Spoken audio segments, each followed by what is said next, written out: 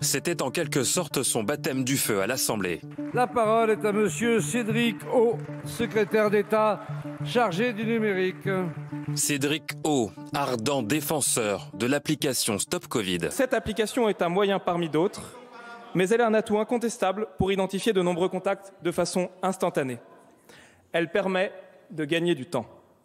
Si nous voulons éviter une seconde crise sanitaire, nous devons nous en donner les moyens. Sauf que depuis des semaines, l'outil numérique suscite crainte et polémique, en dehors et sur les bancs de l'Assemblée. L'usage de cette technologie vient seulement pallier les carences qui sont les nôtres en matière de lutte contre la propagation du Covid-19, qui sont les vôtres. Sans cesse repoussée de semaine en semaine, sans cesse décalée ou retardée, cette application est devenue le symbole d'un projet à contre-courant et désormais largement dépassé. Pour le gouvernement, l'application Stop Covid n'est pas en soi le cœur de sa politique sanitaire, mais un outil de plus dans sa stratégie globale de déconfinement. Il peut aider les Français qui le souhaitent à être davantage encore protégés et protégés plus tôt qu'ils le sont aujourd'hui. Une donnée récente que je voudrais souligner montre que près de 45% des transmissions du virus se font à partir de personnes asymptomatiques. Et on le sait, que l'enjeu, c'est de dépister le plus tôt possible une personne à risque d'être malade pour éviter qu'elle n'ait le temps, bien malgré elle, d'en contaminer beaucoup d'autres. Les ministres disent défendre un projet au service des citoyens. Mais une partie de l'opposition craint au contraire la mise en place d'une société de la surveillance. Alors à la tribune, le gouvernement répète que la CNIL a donné son feu vert et que toutes les informations seront cryptées sans géolocalisation grâce au Bluetooth.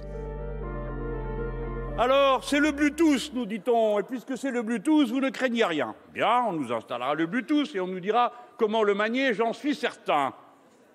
Mais en attendant, ce Bluetooth ouvre des failles de sécurité dans tous les smartphones. Et en attendant, ce Bluetooth finira par communiquer avec le serveur central, donc il va rendre possible la géolocalisation. Alors ne nous dites pas que ce système est tellement sûr qu'on n'en verra jamais aucune fuite.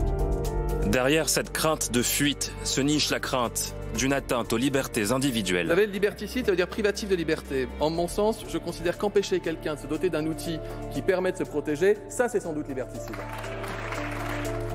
Un outil à nouveau mis en cause sur son efficacité. Pour que cette application fonctionne, les Français devront volontairement télécharger cette application, activer leur Bluetooth, partager l'historique de proximité ou encore déclarer leur contamination.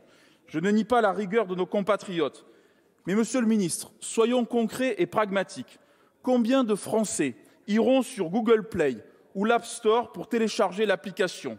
Bien trop peu pour que vous ayez un quelconque résultat probant. Et ça n'est pas efficace parce que la population qui, la première, pourrait être atteinte par la maladie, ceux qui ont plus de 70 ans, les 2 tiers d'entre eux, n'ont pas de smartphone et n'ont pas l'intention d'en acquérir un, comme on les comprend.